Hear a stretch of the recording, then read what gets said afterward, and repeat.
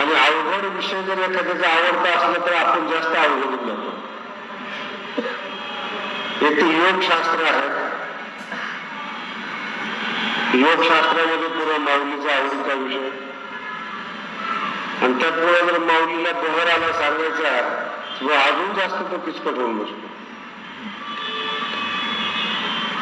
आणि याचं स्पष्टीकरण सुनेला डायरेक्ट न बोलता मुलीला बोलून जसं केलं जातं तसं ज्ञानोबांनी वाचायची सुरुवात अशा पद्धतीने केली. संजयाला उचललेलं, संजयाला नोकर म्हणून, एकनिष्ठ नोकर, फार मिळणं तुम्ही तर पाहिजे. थोडं एकनिष्ठ नाही आपल्या रक्तातली काम करायला आलेले उतरी माणसं कोण नाही निष्ठावान झालं संजय. आणि त्याने सांगायला सुरुवात केली की राजा फार छान विषय चालला.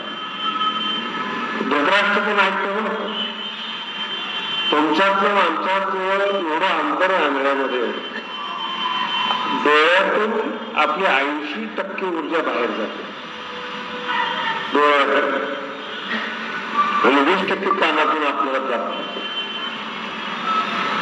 याच्या विरोधामध्ये आणवायचं, त्याची सगळी ऊर्जा कानावर असते, आणि कानावर शब्द आदळला की त्याला कळतं किती अंतरावर माणूस उभा आहे, कुठल्या दिशेला आहे, कानाने दिसतं त्याला. म्हणून अतिशय अवघड ऐकण्याच्या बाबतीमध्ये आंधळा, आणि इतकं पक्का ऐकणारा आंधळा माणूस त्यात राजा, त्यात गीता ऐकायला मिळाली. त्याला काय सांगायची गरज आहे विषय चांगला आहे म्हणून. हे जरा वारकरी असल्यामुळे भारावलं समजा काय ज्ञानेश्वरी ऐकायला मिळाली. राजा धृतराष्ट्र राजकीय माणूस, कोणी कुणाला मारलं, कोणी डाव टाकले हे ऐकायची सवय झालेली. आधीचं चित्त मायाचे अशी शब्द कुठं त्याला ऐकायची सवय. म्हणून संजय सुरुवात करतो ते ज्ञानोबांचं प्रतिनिधित्व आहे. ज्याला योगातलं काहीच कळत नाही संजयाप्रमाणे त्याला आवडेल. अजिबात योगातलं काही कळत नाही त्याला, ठीक आहे, आवडेल त्याला. थोडाफार जाणकार श्रोता असेल त्याला विषय आवडू शकतो, असं काही जरुरी नाही. परंतु आंधळा जर धृतराष्ट्र असेल ना तर तो 6व्या अध्यायासाठी अयोग्यच आहे. तर माऊलीला असं म्हणायचंय की या अध्यायाला लोक अधिकारी नाही आहेत, पण सरळ म्हणलं तर तुम्ही ज्ञानेश्वरी वाचणार नाही. म्हणून प्रतिनिधित्व म्हणून धृतराष्ट्राला घेतलेलं, आणि बोलताना सुरुवात फार संजय म्हणे राजाला, पृथ्वीचा राजा आहे ना. मी बोलतोय म्हणजे इतका धृतराष्ट्र लहान नाही हे तुमच्या लक्षात असू दे. तिथे माणूस ग्राम सदस्य म्हणून निवडून येत नाही, भारताचा मालक होणं म्हणजे काय एवढी चेष्टा समजू नका. ते ज्ञानोबा बोलतात त्याचा अभिप्राय मी तुम्हाला सांगतो. आणि तो राजा, त्या राजाला सांगतात तसं पाहिलं तर राजा आपल्याला या विषयाशी काही देणं घेणं नाहीये. कोण मारलं कोण जिंकलं हा आपला विषय आहे, संजय म्हणतो बरं का. पण काय चालता चालता असा विषय झाला की दोघांच्या गप्पा सुरू झाल्या, आणि त्या गप्पामध्ये ब्रह्मविषय सुरू झाला. म्हणजे एखादं श्रीमंताचं घर आहे आणि त्या श्रीमंताच्या घरामध्ये आवडीचे पाहुणे आलेले आहेत, म्हणून त्यांच्याकरता खास स्वयंपाक तयार केलेला आहे. आणि काही लोकांना असं वाटलं की चला आपण फिरत फिरत जाऊ, दमले ते, आणि त्यांना असं वाटलं शेजारी घर चला आपण जाऊ तिथे. काय ज्ञानोबांच्या ओळख, किती गजबच्या ओळख तुम्ही बघा. आणि बोलताना अगदी मनमोकळेपणाने ज्ञानोबा बोलतात. ब्रह्मरसाचे परगुणे अक्वान अर्जुना लागी नारायणे केले, स्वयंपाक तयार केला फक्त अर्जुनासाठीच. माऊली बर का, काही माऊलीचं म्हणणं फार वेगळं आहे. तेच अवसरे पाहुणे पाहतो आम्ही. अर्जुना करता स्वयंपाक केला, आवडीच्या मुलासाठी आवडीचं जेवण तयार केलं, पण आपण पाहुणे म्हणून तिथे गेलो. घर श्रीमंताचं होतं. त्यांनी सांगितलं आता आम्ही असा आमच्यासाठी स्वयंपाक केलेला आहे, पण तुम्ही आलात तर आमच्या पंक्तीला पाठवा. नाही ना झालं, जर सभ्य माणसं असतील तर. नाहीतर पुण्यातली आणि शिकलेली माणसं जरा असली तर ते येतानाच बोलतात तुम्ही जीवन आलाच असाल. म्हणजे जेव्हा उपाशी आहात असलं कसलाच विषय नाही. मग तुम्ही काम करा, बैठकीमध्ये बसा, आम्ही जीवन घेतो, नंतर तुमचं काही काम आहे ते बघू. तुम्ही परमात्मा आहे, ब्रह्मरसाचं जेवण आहे. आणि शब्दप्रयोग आहे, आडमुठी तत्व फावले. कुणाला माहिती कसली ब्रह्मविद्या आहे, कसला देव आहे. मला सांगायचं होतं जिंकणार कोण आहे, तुम्हाला ऐकायचं होतं विजय कोणाचा होतो. आडमुठी तत्व फावले मध्येच. पण दिव्य दृष्टीचा संजय होता, त्याला फार समाधान वाटलं. माझ्या बोलण्याकडे खूप गांभीर्याने लक्ष द्या बरं का. माऊली असे बरेच विषय असतात न बोलता बोलून जातात, शब्दातून सुचवतात. आणि जसं तरी ते ब्रह्मविद्येचं आणि ब्रह्माचं वर्णन केलं. धृतराष्ट्र हा फार मोठ्या ऋषिकुळातला मनुष्य. संकाधिक स्वतः येऊन सनत कुमाराने धृतराष्ट्राला ब्रह्मविद्येचा उपदेश केलेला आहे. केलेला म्हणजे त्याची ब्रह्मविद्या अगोदरच झालेली आहे, विदुरानं केलेला आहे, सगळ्यातून तयार झालेला आहे तो.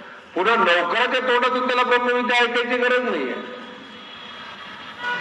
म्हणून जसं हिने सुरू केलं की आडमुठी तत्व फावले वगैरे वगैरे, लगेच धृतराष्ट्राने त्याला सांगितलं तुला कुठे विचारलं सगळं. ब्रह्मरसाचं जेवण आहे पण ब्रह्म आहे, तुला कुठे विचारलं. हे न पुसवत होते, हे मी विचारलं नाही. सभ्यता कशी असते बघा, याच्यावरून माणूस कुलीने का अकुलीने कळतो. चुकीचा प्रश्न विचारला धृतराष्ट्राने, पण हा नौकर आहे, मनातल्या मनात असतो. हे जगातलं सगळ्यात वाईट केलेली टिंगल. समोर जर हसलेलं कळालं ना, तो आडमुठ माणूस आहे. समोरच्या माणसाची टिंगल करता नाही आली. मनातल्या मनात जो हसतो तो बुद्धिमान माणूस. हा संजय असा आहे, मनी हसला. संजयाच्या मनात हसू आलं, हे न पुसत होते म्हणले, हे विचारत नाही मी तुला. मनातल्या मनात हसला. इतका गोड शब्द ज्ञानोबाईने टाकला, म्हणे म्हातारा मोहे नाशिला. कुठली भाषा. संजय म्हणे राया ते एकदम सभ्य भाषा. आणि उत्तर ही ज्ञानोबाईंची खिडकी बोलण्याची शैली. त्यांना जर बोलायचं असलं ना, ती भाषा बदलतात ते आणि कळणारच करते. म्हणे संजय म्हटला काय, म्हातारा मोहे नाशिला. तिन्ही शब्द विचित्र आहेत. एक तर म्हातारा म्हणजे आता मरण्याची वाट पाहणं, त्याच्या पुढे काही जीवनाचा अर्थ नाही. त्याच्यात म्हातारा, त्याच्यात झाला मोह. आणि दूध जर विजनासाठी टाकलं तर कामाला येतं, नाचलं तर. म्हणे म्हातारा अगोदरच लोकांना आवडत नाही, मोहे नाशिला, नाचला. आणि ज्ञानोबा याच्यापेक्षा जास्त बोलत नाही, अजून काय बोलायला पाहिजे. हे ज्ञानोबा कुठल्या टायमाला कोणते शब्द निवडतात, वाक्याला अलंकार कसे देतात, हे खूप समजण्यासारखं आहे. भगवान शंकर गीतेचं चिंतन करतात, ठीक आहे, श्रेष्ठ चिंतन करतात. आणि पार्वती जी नित्य नूतन स्वरूप आहे, देवी आहे, भगवती आहे, नवऱ्याचं लक्ष आपल्याकडे आकर्षित करावं म्हणून सजून आलेली आहे. आणि त्या कुठल्याही स्त्रीला असं वाटत असतं ज्यावेळेस मी नवीन सजून येते, नवऱ्याने थोडं साडीचं कौतुक केलं पाहिजे, सौंदर्याचं कौतुक केलं पाहिजे. आणि ही भावना पार्वती स्त्री असल्यामुळे तिच्यामध्येही आहे. पण नेमकं गीतेच्या चिंतनामध्ये गुंतलेले शंकर, स्मशानात राहणारे संन्यासी आणि पुन्हा चिंतनात गुंतले. ती येऊन उभी राहिली तरी लक्ष नाही. अशा वेळेस जगातल्या सगळ्या स्त्रियांना एकच डाऊट येतो, माझ्याशिवाय दुसरं कोणी डोक्यात आहे का? मी समोर असताना अजून कुणी हिच्या डोक्यात? सगळ्यात मोठा संशय हा. सगळं प्रेम केलं जाईल पण इथे मात्र बाई कच्ची पडते. अजून कोणी डोक्यात आहे का? पार्वतीला वाटलं मी एवढी सजून आले, एवढं सगळं करून आले, शंकर माझ्याकडे फार कोणी डोक्यात आहे का? खात्री करावं. ते तर भवानी प्रश्न करेल चमत्कार आश्चर्य, एवढी सजून आले मी आणि पाहत त्याच्याकडे चमत्कार. आता इथे तुम्हाला काहीच कळलं नाही, ह्या ओळीतली विशेषता. भगवान शंकर काही दारू पित नाहीत, व्यसनी नाहीत, कुठे गेलेले नाहीत, कायम स्वरूपी घरात बसलेले, स्मशानात बसलेले. त्यांच्यावर काय संशय घ्यायचा? त्या संशय घेण्यासारखे शंकर नाही. मग आता देवीला बोलायचं पण नाही, कळवायचं ते तुम्हाला. शब्द बदलला, पार्वती नाही, ते तर भवानी. प्रश्न करी शब्द काय वापरला तिथं? खूप राग आला ना तर एखाद्याला, तर तिला स्त्री म्हणत नाही मनुष्य. ज्ञानोबांनी शब्द बदलला. तर देवीच्या 1000 नाव आहे, सौंदर्यवान नाव घेतलं नाही. ती तर भवानी प्रश्न करी चमत्कार. अरे गीतेचा अभ्यास करणारे, गीता तत्व कसं विचारलं पाहिजे नाही. आणि भगवान शंकर म्हणतात हसून, हर म्हणे म्हणजे देवी देशी का, तू कशासाठी आली होती की तुझं स्वरूप कसं आहे? खूप छान दिसतेस. तसंच गीता छान आहे. तैसे नित्य नूतन देखील. हे शब्दातून कळण्यासारखं. ज्ञानोबांची जी लकब आहे ना, अशी शब्दातून काय म्हणायचं आहे ना. आणि हे मानवी जीवनातलं सत्य. शब्द कळाले. एखादा मनुष्य मेला, तो कसा आहे किंवा कसा होता हे जवळच्या जिवंत माणसावरून कळतं. मनुष्य जर गेला असेल तर लोक म्हणतात ब्रह्मलीन झाले, निवर्तले. साधारण असेल मेले, जरा बदमाश असेल खपला. अर्थात ती बदलले, म्हणजे मृत्यूची जी क्रिया आहे ती सारखीच आहे. शब्दामध्ये बदल पडतो. ते शब्द आपलं जीवन असते.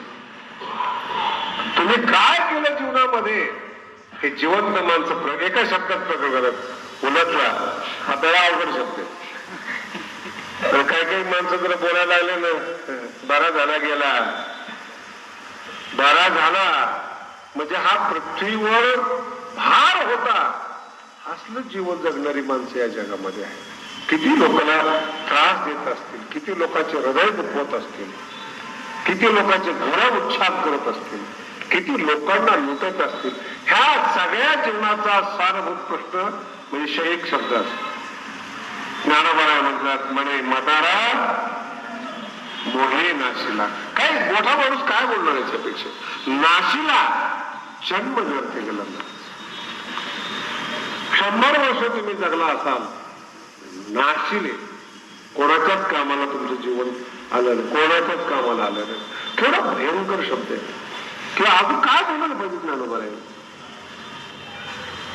आणि हसणारा हयस्थ माणूस नाही, दिव्य दृष्टी मिळालेला संजय, त्यांचा एकनिष्ठ सेवक आहे. तो म्हणतो म्हातारामुळे हसून म्हणतो, त्याला दिसत नाही पण हा मनात असतो. हे सगळं लक्षात ठेवून ही सभ्यता ज्ञानोबाने चालता चालता शिकवते आपल्याला. हसा तुम्ही एखाद्यावर पण थोडस मनात असलेलं, म्हणजे त्याला असं वाईट वाटलं नाही पाहिजे. आणि मग ज्ञानोबा तो जो उकलतात 6वा अध्याय, म्हणजे प्रत्येक माणसाला आपल्या शरीराबद्दल आकर्षण, प्रत्येक माणसाला आकर्षण. आणि ते आकर्षण असं आहे की कुठेतरी असं वाटतं की माझं तारुण्य संपू नये, माझं सौंदर्य संपू नये, माझी प्रतिभा कमी होऊ नये. असं औषध जगामध्ये निघालं पाहिजे की ज्याच्यामध्ये मी पुन्हा असं काळ जगलो पाहिजे, दिवसेंदिवस माझं तारुण्य वाढलं पाहिजे, शोधात असतात पाहिजे.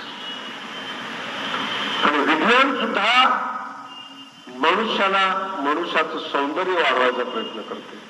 निसर्गाने जर एखाद्याला टक्कल केलेला असेल वैज्ञानिक लोक पैसे कमवतात आणि कृत्रिम केस डोक्यावर उगवतात. कशा करताय? चेहऱ्यावर जर सुरकुत्या पडत असते तर चेहऱ्याची प्लास्टिक सर्जरी करतात. वाईट वाटत. आपला चेहरा आपल्याला भगवत नाही एवढं शरीराचं आकर्षण आहे. काहीच्या घरामध्ये टीव्ही नसेल, रेडिओ नसेल, पण आरसा नाही असं घर सापडणार. कारण की स्वतःबद्दलचं आकर्षण आहे, मी कसा. आणि ह्या छोट्या जिज्ञासेपोटी विचारवंतांनी या दिशेने वाटचाल केली आणि मग त्या शरीराला अजरामर करण्याचा प्रयत्न केला. त्याचा मार्ग म्हणजे योगशास्त्र. आणि मग त्या शरीराला अजरामर करत असताना करता करता करता एक एक तत्वाचा साक्षात्कार असला. का शरीर म्हातारं होतं, कुठलं रसायन शरीरामध्ये बदलतं, काय बदल होता शरीरामध्ये आणि झालेल्या बदलावर नियंत्रण कसं ठेवता येईल याचा तो प्रयत्न असतो. आणि मग योग्यांच्या लक्षात आलं काय काय प्रकार होतात आणि मग त्यांनी ते तत्व शोधून काढले. अनेक शास्त्र जे तर ते वेगळे वेगळे. शरीराचं शास्त्र हे योगशास्त्र. काय मन असेल तुमचं, कसं मन असायला पाहिजे, त्या मनाचा प्रभाव शरीरावर पडतो. म्हणून मनावर नियंत्रण करण्यासाठी योग आहे. आणि मन जर नियंत्रित झालं तर शरीरावर लोड येते, मोकळं राहतं शरीर. मानसिक ताण असला ना तुम्हाला, कधीही लकवा जो आहे ना विचार न करणाऱ्या माणसाला येत नाही. कारण की विचार करत असताना शरीरातला रक्तप्रवाह तेज होतो, डोक्यामध्ये प्रमाणापेक्षा रक्त जास्त जातं आणि तिथे गाठ तयार होते किंवा एखादी नस जी आहे ती फाटते आणि तिथं मेंदूत रक्तस्राव होतो. त्याचं नाव आहे लकवा. काय एवढा रक्तप्रवाह झाला? विचार, सतत विचार. अहो गाडी जरी झाली, रस्ता मोकळा जरी झाला, पळवायची किती याला लिमिट आहे का नाही? शेवटी गाडीच येते. तसं बॉडीच आहे, किती तुम्ही याला वापरणार? 12 तास तुम्हाला जगायला दिले तर 12 तास आराम करा. लोक दिवसाही काम करतात, रात्री काम करतात. अहो 35व्या वर्षी हार्ट अटॅक, 40व्या वर्षी एखादा माणूस भेटला तर त्याला म्हटलं का बाबा कसं काय चाललं, नाते वगैरे कसे दे, माझं लग्न नाही झालं. मला केस पांढरे झाले, दात पडायला लागले, टेन्शन. योगशास्त्र, याचा अर्थ योगशास्त्र. आणि हा मानसिक ताण शब्द नीट आहे का, कोणी दिलेला नाही, फाजील अपेक्षा केली म्हणून तुम्हाला ताण निर्माण केला. अर्थ कळला? कोणी निर्माण केलेलं नाही, शरीर आहे. ज्ञानोबाईंचं जर वाक्य ऐकलं तर अंगावर काटा येतो महाराज. आणि मेडिकली सिद्ध झालेलं शरीर विष्ठेपासून तयार होतं. मेडिकल सायन्स वाचून बघा तुम्ही. ज्ञानोबाईंनी खूप सुंदर लाज या शब्दावर व्याख्यान करताना केलं. आऊट हातपणे शव हो निजिले. लाज लाज म्हणजे काय? कोणी शिव्या दिल्या, कोणी मारलं म्हणून लाज, चुकीची कल्पना आहे. विष्ठेच्या शरीरात 100 वर्ष राहायला मिळणं ही जगातली सगळ्यात मोठी लाज आहे. एवढी अप्रतिम व्याख्या पृथ्वीवर कुठेच नाही लाजेची. निष्ठेचं शरीर आहे, तयार होताना उकडवणी नवमास वरी शब्दाचा प्रयोग हा. वीट जशी भाजली जाते तसं तुमच्या शरीरातला जो कण असतो त्याला विष्ठेचा लेप असतो, तो भाजला जातो, उकळला जातो. आणि 9 महिने पोटामध्ये तुम्ही उकडत असता. उकडवणी नवमास वरी. आणि जेव्हा तुम्ही बाहेर येतात, महाराज खूप सुंदर ज्ञानोबा सांगतात, कशाचा अभिमान बाळगता तुम्ही? विष्ठेचा. लाज म्हणजे काय? कोणी शिव्या दिल्या, कोणी मारलं म्हणून लाज, चुकीची कल्पना आहे. विष्ठेच्या शरीरात 100 वर्ष राहायला मिळणं ही जगातली सगळ्यात मोठी लाज आहे. एवढी अप्रतिम व्याख्या पृथ्वीवर कुठेच नाही लाजेची. निष्ठेचं शरीर आहे, तयार होताना उकडवणी नवमासवरी शब्दाचा प्रयोग हा, वीट जशी भाजली जाते तसंच तुमच्या शरीरातला जो कण असतो त्याला विष्ठेचा लेप असतो, तो भाजला जातो, उकळला जातो आणि 9 महिने पोटामध्ये तुम्ही उकडत असता. उकडोनी नवमासवरी. आणि जेव्हा तुम्ही बाहेर येतात, महाराज खूप सुंदर ज्ञानोबा सांगतात, कशाचा अभिमान बाळगतो तुम्ही? विष्ठेचा. काय तुमच्या शरीरामध्ये 2 दिवस जर आंघोळ केली नाही तुम्ही आम्ही, तर अंगाचा वास येतो, कारण की शरीर चुकीचं आहे. आणि अशा शरीराला सजवण्यासाठी, अशा शरीराला अजरामर करण्यासाठी तुम्ही प्रयत्न करतात. कसली बुद्धिमत्ता आली तुमची? कोण म्हणतो तुम्ही बुद्धिमत्ता? विष्ठा कधी अजरामर होत असते? घाण वस्तू कधी अजरामर करण्याचा प्रयत्न करतात? आणि अशा शरीरातून ईश्वर प्राप्त होऊ शकतो एवढंच फक्त मनुष्याचं भाग्य, बाकी कुठलंच भाग्य नाही. सगळं स्वप्न होत आहे. शब्दांचे प्रयोग कसे बघा तुम्ही. बंधुर आत्मात्मनस्तस्य. दुसरं कोणी बांधव नाही आपल्याला, आपण आपले बंधू आहोत. जर आपल्याला हे तत्वज्ञान कळालं आणि त्या दिशेने जर वाटचाल केली तर बंधुर आत्मात्मनस्तस्य येनात्मैवात्मना अनात्मनस्तु शत्रुत्वे आत्मैव शत्रुवत वर्ते. शब्दप्रयोग नीट आहे का? आत्मैव स्वतः बरोबर शत्रुवत वर्ते. शत्रूप्रमाणे व्यवहार करतो. कोण दुसरा व्यवहार करणार? प्रमाणापेक्षा शरीराचा वापर अधिक करणं, प्रमाणापेक्षा शरीरावर भर देणं, प्रमाणापेक्षा शरीराला ताण देणं, आत्मैव शत्रुवत वर्ते. आणि काल सांगितलं मी तुम्हाला, पंतप्रधान असू दे, तुम्ही असू दे, दुष्काळावर काम करणार असू द्या, गहू सगळ्यांना सारखेच आहेत. भारी दुकानातून घेते तर 2 रुपये महाग असतील, पण गव्हाशिवाय मनुष्य दुसरं काही खाऊ शकत नाही. अन्नाची किंमत किती असते महाराज? 2 टाइम अन्नाचं मोल काय असतं? आणि त्याच्यावर चालणाऱ्या शरीराकडून फाजील अपेक्षा करणं, फाजील काम करून घेणं, फाजील त्रास. संत जे मुक्त असतात, मुक्त शब्दाचा अर्थ ह्या वासनेपासूनच मुक्त. सगळा वेळ आनंदासाठी असतो. कोणी उठवतच ते सगळे, त्यांना कोणी काम करत नाही, टेन्शनच नाही. मुक्त म्हणजे काय? ईश्वरच भेटला पाहिजे तुम्हाला मुक्त होण्यासाठी, जरुरी नाही. याला म्हणतात स्वतःचा उद्धार करणं. आत्मना आत्मानं उद्धरे. स्वतःच उद्धार करणं. आत्मा व आत्मना हा बंधू. आपण आपले खरे बांधव आहोत, दोस्त आहोत, मित्र आहोत. आणि आपल्या बरोबरच संवाद केला पाहिजे, आपल्या बरोबरच बोललं पाहिजे. काय केलं दिवसभरात? तू कोणाच्या नादी लागलास? किती वेळ नष्ट केलास? या नष्ट केलेल्या वेळेतून तू किती मोठा होऊ शकला असतास? कळणं अवघड माझ्या गोष्टी. म्हणून 6वा अध्याय स्वतःला घडवणारा अध्याय, स्वतःला शिल्प करणारा अध्याय. आणि ज्या माणसाने हे ऐकलं ना, तो माणूस सुखी. 2 शब्द आहेत या 6व्या अध्यायाच्या मागे पुढे, खूप सुंदर आहेत. एक शब्द असा आहे, म्हातारा झाल्यानंतर ब्रह्मचारी राहू नका. सगळं संपलं, मग काय आता पोरांनी हाकलून दिलं सगळं, चला ज्ञानेश्वर डोळा पाहू. आता डोळ्यासाठी काही दिसत नाही. लक्षात ठेवा, शक्नोती आहे वय सोडून प्राक शरीर विमोक्षणात. शरीरावर ताबा सुटण्याच्या अगोदर काम क्रोधो भवम वेगम या सोडून शक्नोती संयुक्त ससुखी नरा. किती सिंपल व्याख्या द्यायसाठी. तो योग्य व्यक्ती आहे, काम क्रोधापासून निर्माण होणारा वेगांना सहन करणारा, प्राक शरीर विमोक्षणात, शरीराचा ताबा सुटण्याच्या अगोदर.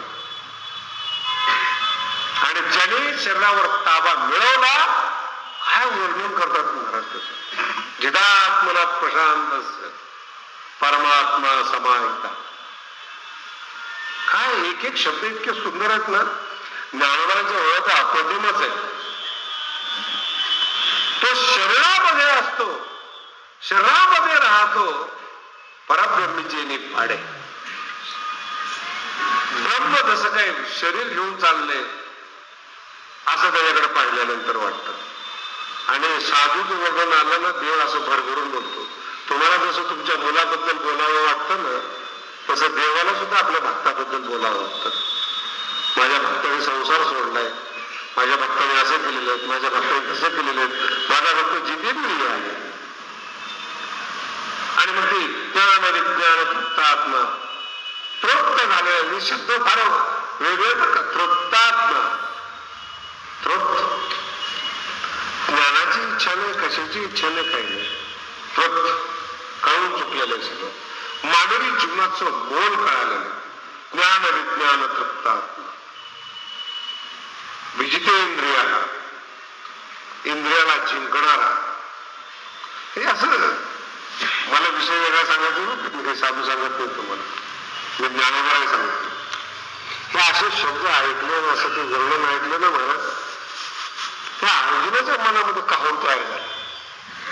ज्ञान विज्ञान तृप्तात्मा, मुक्त आनंद घेणारा. ते कुठेतरी अर्जुनाच्या मनामध्ये अशी इच्छा निर्माण झाली, आपण जर असं झालं तर हा योद्धा आहे, युद्ध करायला उभा. सगळं विसरला की वर्णन केलेलं माणूस काही गोष्टी विनाकारण घेतो. सेल्समॅन चांगला असला पाहिजे, नाही तर वस्तू तुमच्या गळ्यात जाते. लग्न म्हणजे काय असतं महाराज? कुणीतरी मध्यस्थी व्यक्ती असतो, तो सांगतो काय मुलगी सुंदर आहे महाराज, अप्रतिम, स्वयंपाक बघा तिचा, चांगला बघा, ह्याच्या डोक्यात बसतं. खरंच मग लग्न झाल्यानंतर सांगतो वरलेलंच फक्त चांगलं होतं. रुक्मिणीचं काय झालं महाराज? कोणीतरी सांगितलं भगवान श्रीकृष्ण चांगले, तिथंच तिचं हृदय भगवान श्रीकृष्णाकडे गेलं. वर्णनात ती ताकद आहे, क्षमता आहे. असं वर्णन करायला सुरुवात केली. विजितात्मा, प्रशांत आत्मा असे शब्द वापरले.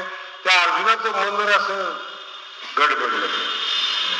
आणि ते आपण क्षत्रिय आहोत, आपल्याला युद्ध करायला पाहिजे, गीता त्यासाठी सगळं विसरला. आणि असं वाटत आलं जर असंच आपण झालो तर काय बिघडलं बरं? देवाला आवडतं ना, देव स्तुती करतो ना याची. आपल्याला जर असं झालं तर ज्ञानोबाने जो संघर्ष दाखवलेला ना या ठिकाणी, तो फार गोड संघर्ष आहे. समाधीचं काही आपल्याला मिळणार नाही, तर ज्ञानोबांचं मत आपल्याला कळेल काय संघर्ष असतो जीवनामध्ये. भगवंताच्या मनात संघर्ष सुरू झाला. मी वर्णन करतोय आणि अर्जुनाला अशी अपेक्षा निर्माण झाली. अर्जुन जर मला म्हटलं ना की मला असं कर, माझी अडचण. मोठी माणसं फार स्वार्थी असतात. कृष्ण काय अडचण होईल? जर याला योगी बनवलं, परब्रह्म बनवलं, आम्ही दोघं जर एक झालो, बोलायचं काय? आणि मनुष्य हा अतृप्त असतो.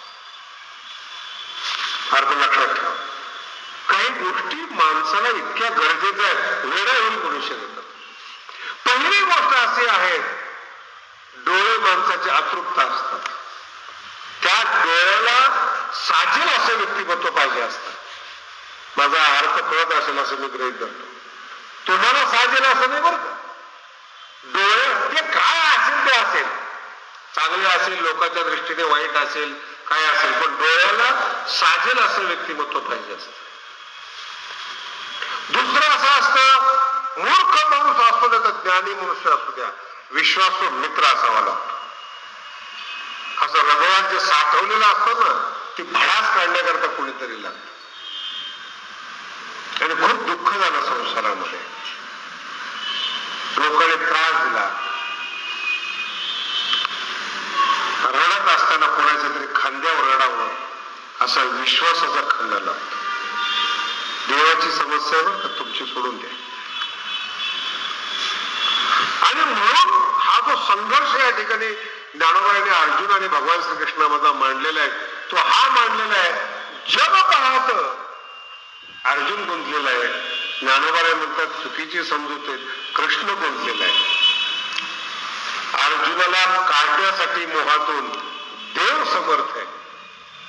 पण देवाला कोण काढणार? देवाला काढावं असं कुणाचं व्यक्ती बोलतो. शब्दांचे प्रयोग ज्ञानोबांचे भाग कसे सुंदर येतात. अमृताची ओतली भगवंताचं वर्णन आणि भगवंताच्या डोळ्यातल्या दृष्टीचं वर्णन. अमृताची ओतली असं वाटतं डोळ्यातून अमृतातच नाही, कारुण्याची वृष्टी. माणूस शब्द बदलतात नाही, असं वाटतं कारुण्य डोळ्यातून येते. कधी असं वाटतं अमृताची प्रेमाची पिओनी मातली. ती कारुण्यही वाटत नाही, अमृतही वाटत नाही. अर्जुनाच्या प्रेमाचं प्राशन केलेलं आहे. अर्जुनाच्या प्रेमाचं प्राशन केलेलं आहे. प्रेमाची पिओनी मातली, माजली. आणि माजलेल्या माणसाच्या डोळ्याचं वर्णन करता येत नाही. अर्जुन मोहे गुंतली निघून गेली. अर्जुनाच्या मोहात गुंतली आणि तिला असं वाटतं निघूच नाही, निघून गेले. देवाला असं वाटावं तो दिवस आपल्या जीवनातला भाग्याचा दिवस असेल. आपण देवाला भेटतो, सामान्य विषय. आपण कोणालाही भेटतो. थोडा पैसेवाला दिसला ना आपण लोटांना घालू शकतो. काही काही महाराज मंडळी आहेत ब्रह्मचर्य असून नको त्याच्या पाया पडतो. त्यांना विचारलं, हे महाराज इतकं त्याच्या पाया पडू पंढरीच्या लोक. अरे म्हणजे पंढरीची लोक आहेत, मंत्रालयातले लोक नाही. रस्त्याने चालण्याला हलकटा नाही. मग काय देणार ते तुला? कशा करता पाया पडतो? देवाला वाटलं अर्जुन मोहे गुंतली निघून. का असं वाटतं देवाला? माझे शब्द पकडण्याचा प्रयत्न करा. अर्जुनाचं प्रेम पिऊन उन्मत्त झालेली भगवान श्रीकृष्णाची मूर्ती, तिला असं वाटतं, देवाला असं वाटतं. हे दोन लोक या जगात श्रेष्ठ आहेत. एक आहे ज्ञानी आणि दुसरा आहे योगी. हे परमार्थातलं चाललंय बरं का, हे खालच्या स्तरावर कोणी. दोन लोक श्रेष्ठ आहेत. समाधीमध्ये रमणारा योगी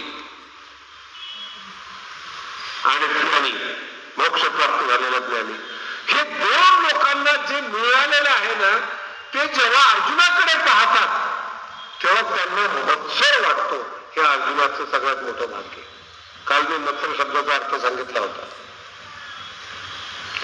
कारण की मोक्ष सुखालागी रंग, देवाकडे जाणारे जे तीन वर्ग आहेत, योगी, ज्ञानी आणि भक्त, या तीन लोकांपैकी हा जो मोक्षासाठी जाणारा आहे तो ज्ञानी आहे. समाधी प्राप्त व्हावी म्हणून जाणारा योगी आहे. जया सोहम भाव अटक मोक्ष सुखालागी रंग, तया दिठीवेचा कलंक लागेल तुझ्या प्रेमात. याचं नाव आहे वारकरी संप्रदाय. आई जशी लहान मुलाला जवळ करते ना, आणि कोणाची नजर लागू नये म्हणून काजळाचा स्वर्ग गोरा असतो, पण नजरही लागत नसते, पण भावना असते. काजळा टीका लावतो. काय ज्ञानोबांचं माझ्या अर्जुनाला ज्ञानी लोकांची आणि योगी लोकांची नजर लागू नये, झाकून जातो. तेव्हा ते म्हणतात तर त्याला मुक्त व्हायचं. ज्ञान विज्ञान तृप्तात्मा ज्ञानी लोकांचं काम आहे. ब्रह्म एक आहे, अहम ब्रह्म असते, ते त्यांचं काम आहे नाही त्यांची त्यांना माहिती. पण हा जो माझा जवळचा आहे अर्जुन, तो त्या क्षेत्रातला नाही. आणि तो जर उद्या ब्रह्म झाला, तो जर उद्या स्वरूपात मिसळला, भगवंताची अडचण पहा कशी. भगवंत म्हणतात दिठीच पाहता निविजे. फार सुंदर ओळ आहेत महाराज. हे तुमच्याही जीवनामध्ये आहे, फक्त तुम्ही निरीक्षण करत नाही स्वतःच्या जीवनात. शाळेत जाणारा मुलगा यायची ज्यावेळेस वेळ होते ना, तेव्हा आईची दृष्टी आतुरलेली असते. मला शब्द नीट, आई आतुरलेली नाही बरं का, दृष्टी आतुरलेली असते, कावरी बावरी झालेली असते. आता येईल, आता येईल, आता येईल. आणि जसा जसा त्या मुलाला वेळ होतो ना, नाही नाही ती शंका येते. ज्याच्यावर प्रेम आहे त्याच्याबद्दलच शंका असते, हे विसरू नका बरं का. एरवी कुणी आलं काय गेलं काय खपलं काय, पण पोरगं नाही आलं, कुठं अडकलं का, कुणी उचललं का, कुणी नेलं का, अजून सगळे पोरं आले, माझंच कसं काय आलं नाही, मला म्हणतात कावरी बावरी झालेली दृष्टी. आणि ते जसं दिसतं ना तसे डोळे शांत होतात. हा वारकरी संप्रदाय. आवडे हे रूप गोजिरे सगुण पाहता लोचन, हे शब्द मी पाहिजे, स्थिरावले, स्थिर झाले. आता दृष्टी पुढे आई काही नकोय. आई ते पोरग काय देणार आहे आईला, आईच खाऊ घालते त्याला, आईच कपडे घालते त्याला, काय देणार आहे पोरग ते, नाही काय काहीच देत नाही आणि काहीच घेत. त्याचं नाव पोरग आहे. बाकी सगळे भिकारी, काहीच देत नाही. पण देखत साथे म्हणे हे माय माझी, ही माझी आई आहे, एवढंच आहे. देखत साथे म्हणे. त्या मुलाने कसं आईला बघितलं ना, माझी आई, तिची भावना आहे ना, ती भावना म्हणजे वारकरी संप्रदाय. काही नाही, भावनेवर जीवन आहे वारकरी संप्रदाय. तुझं भावा हे देव सुलभ उपाय. काही नाही, भाव बळे आकळे एरवी भाव बळे बळ. त्या मुलाचं ते भाव हे बळ आहे. देखत साथे. दुसऱ्याच्या आईला आई म्हणत नाही. ते किती वेळ लिहावेत ज्ञानोबाईने याच्यावर. एरा जिया पराविया रंबे गुणी बरविया. या काय करावी या बाळका तिने. रंबेपेक्षा सुंदर स्त्री उभी आहे. खानदानी पोरग कधी तिच्याकडे जात नाही. जे जात ते पोरग नाहीये, आणि जे पोरग नाहीये आई त्याला जवळ करत नाही. एवढं जवळ तरी पुष्कळ. देवाकडे जाता तुम्ही आई आहे, हे मला दुसरा देव फार भारी आहे, कसला भारी आलाय, आई आहे ना ती. वारकरी संप्रदायामध्ये खूप मोठा वाद निर्माण झाला होता. 50-60 वर्षापूर्वीची गोष्ट. आणि सगळ्या काहूर माजलं महाराष्ट्रामध्ये. पंढरपूरचा देव बरं का, बाटला. दर्शनाला जायला कीर्तनकारांनी बंद केलं. मला कीर्तनकारांनी ही सगळी ज्ञानेश्वरी ऐकून असलं पाप डोक्यामध्ये येतं. हेच जीवनामध्ये नरक आहे माझ्या दृष्टीने. जीव वाटलं. मिटिंगी झाल्या, सभा झाल्या, कीर्तनकारांनी मंदिरात जाणं सोडून दिलं. मी तर म्हणतो कीर्तन सोडलं असतं तर बरं झालं असतं, पण पोट चालणार कसं. ते वारकऱ्याला अडवलं. त्याची ज्ञानेश्वरी ऐकणार असेल, अडवलं केलं, जायचं नाही, गुरु आज्ञा आहे, तेव्हा दर्शन जायचं नाही. मी गुरु आज्ञा ठीक आहे ना, पण दर्शनाला काय जायचं नाही. देव वाटलेला आहे. मग आई विटायची आहे म्हणून पोरग जात नाही का आईकडे. असं कसं तयारी लोक तुम्ही मोठे आहात, तुम्ही लांब राहा. माझी आई कशी जरी असली तरी ती माझी आहे. याचं नाव भक्ती संप्रदाय. याचं नाव आईच्या बाबतीमध्ये ह्या भावना असतात. विठ्ठलाच्या बाबतीमध्ये महाराष्ट्रामध्ये जो विठू माझा लेकूरवार आहे त्याच्याबद्दल कसं देव प्राप्त होणार महाराज, कसं प्रेम प्राप्त होणार, काय शिकवणार आपण पुढच्या पिढीला, काय सांगणार, काय ज्ञान ओळी तरी ज्ञान कळाले पाहिजे. देखत साथे म्हणे माय माझी. पाहिल्याबरोबर पोरग ओढतं माझी आई आहे. विश्वसुंदरीला भाळत नाही ते. आणि त्या पोराला पाहिले की डोळे शांत होतात. दिठीच पाहता निवीचे. ज्ञानोबाईंचे शब्द पाहत असाय. तोंड न भरवणी बोलीजे. काही नसतं बोलण्यामध्ये, गप्पा मारत बसतात. कुणाचं काय झालं, कुणाचं काय झालं, तुझं काय झालं, काही नाही. भावना मोकळ्या करायच्या असतात. तोंड भरून, तोंड भरून बोलावं लागतं. तोंड भरून बोली. अंतःकरणामध्ये साठवलेल्या ज्या असमायी गोष्टी, ज्ञानोबांचा शब्द आहेत, अंतःकरणात मावत नाहीत त्या गोष्टी. कोणाबरोबर बोलायचे? दाटोरी खेळ तिचे ऐसे कोण आहे, आलिंगन द्यावं कोण आहे असं. फार अजून या वयाचं कळायला नाही. देवाला असा भक्त सापडत नाही. महाराज, तुम्हाला कोण प्रेमळ माणूस सापडणार आहे या जगामध्ये? कोणावर तुम्ही विश्वास ठेवता? म्हणून तर म्हणावं लागतं, ज्याने हे सुखाचे दिले आहे. देवाला मनुष्य सापडत नाही असा अर्जुनासारखा. आणि तुम्ही चांगला मनुष्य शोधताय, एकच आहे, साधूचे संगती तरुणोपाय. नाही साधू सापडला, ज्ञानेश्वरी आहे, तिच्या संगतीमध्ये तरुणोपाय आहे, ती आहे आपल्यासाठी. म्हणून योगशास्त्र चांगलं आहे, विज्ञान चांगलं आहे, ज्ञान चांगलं आहे, पण ज्ञानेश्वरीचा जो मुख्य आशय तो भाव आहे. आणि भगवंताच्या लक्षात आलं, याला मी स्वरूपात घेणार नाही, हा माझ्यासाठीच आहे. का घेणार नाही? महाभारत कालीन भगवान श्रीकृष्णाचं वय 100 वर्षाचं होतं. घेऊन जाते निघून. महाभारत कालीन भगवान श्रीकृष्णाचं वय सर्वसाधारण 100 होत आणि अर्जुनाचं वय 80 होत.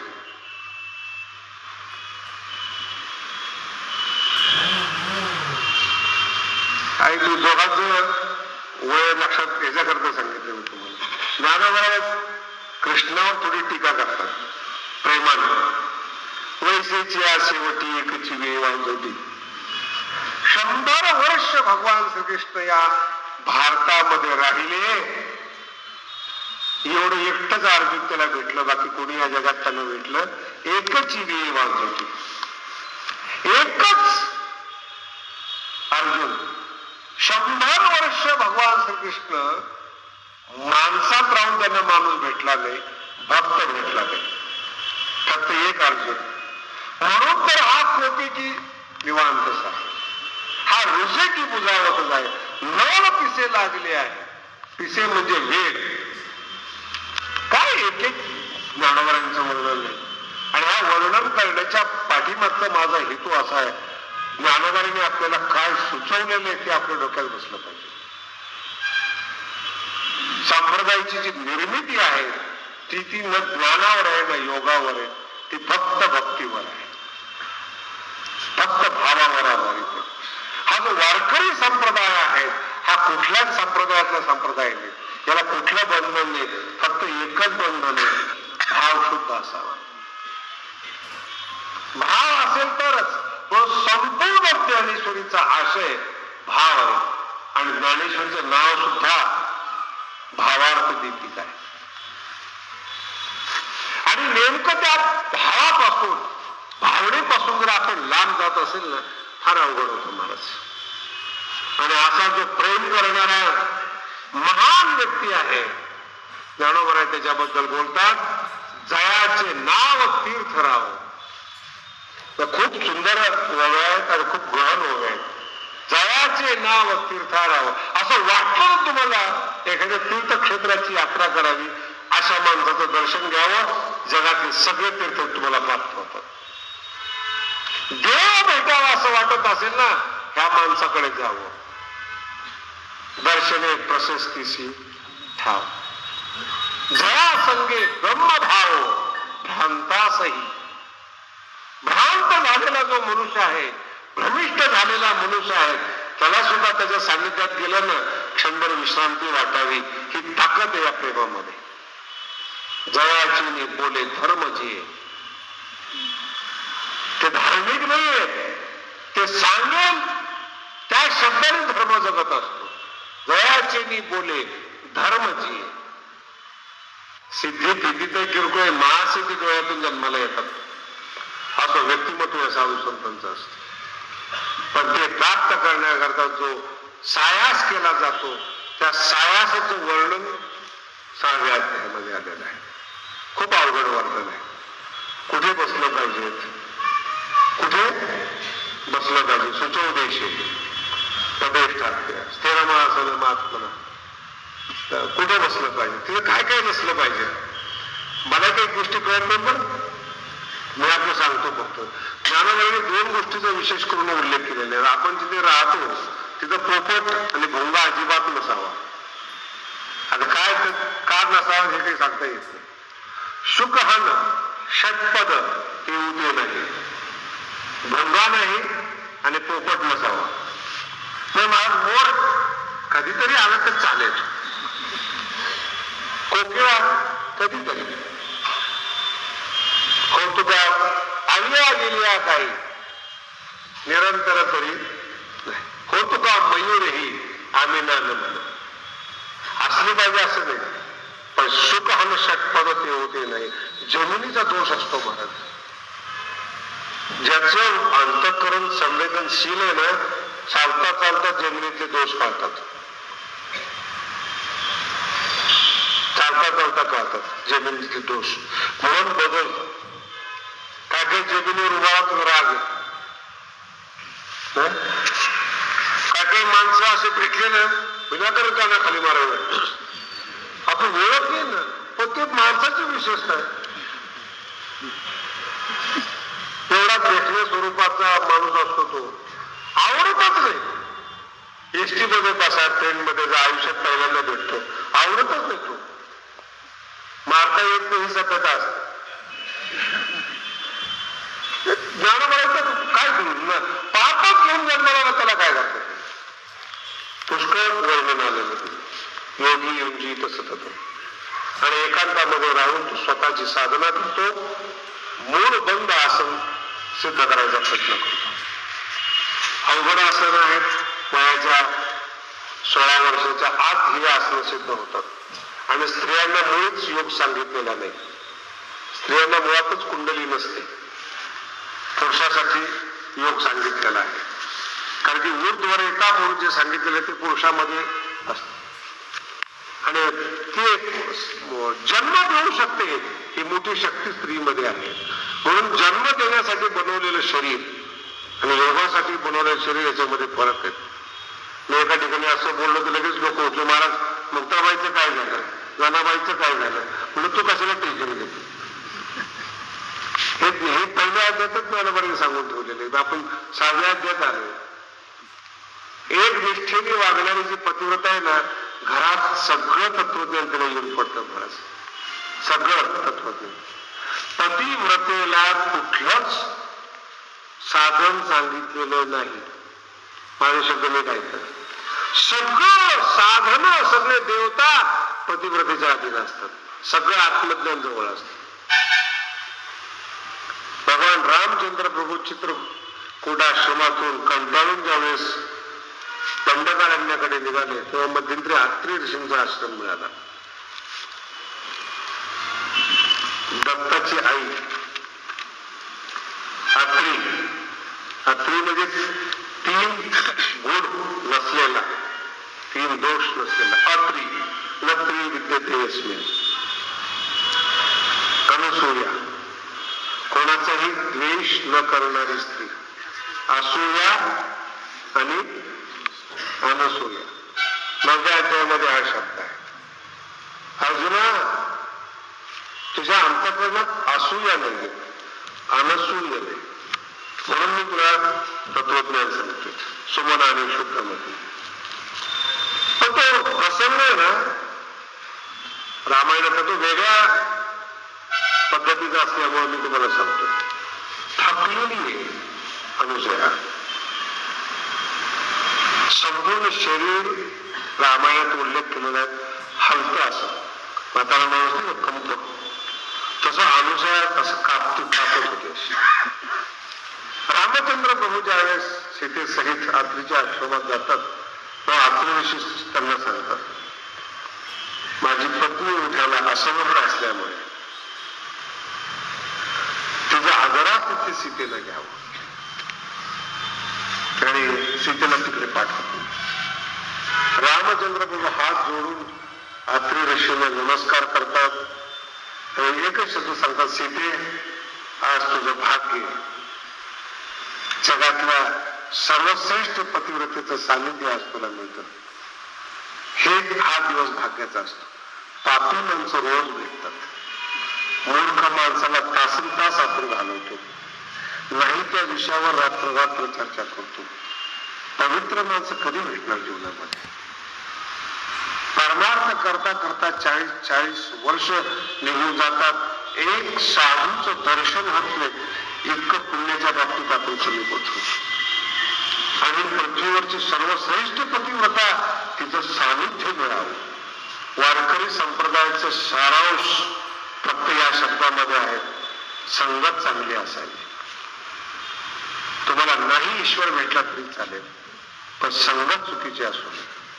माणसं बिघडतात ते संगतीमुळे, काहीतरी डोक्यात घालून देतात, काहीतरी डोक्यात सांगतात आणि बिघडतो मनुष्य. कारण संगत चांगली असेल ना, योग्य दिशेने परमार्थ होतो. संप्रदायाचे 50% प्रमाण फक्त संत संगतीवर येते. सीता झोपडी असते, झोपडीमध्ये जाते आणि पाया पडते. पतिव्रता स्त्री पाहिलीला फार आनंद होतो महाराज. माझी जातीचे एक सीता आहे आणि एक अनुसूया आहे, थकलेली बनलेली, पतिव्रते आले वार्धक केले.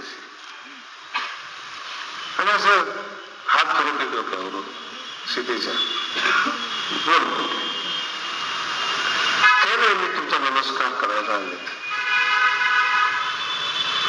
काय म्हणावं अनुसाहेब, सीते या जगातली सगळ्यात भाग्यवान स्त्री आहेस. संकटात सुद्धा तू नवऱ्याबरोबर आहे, तुला मी काय शिकू?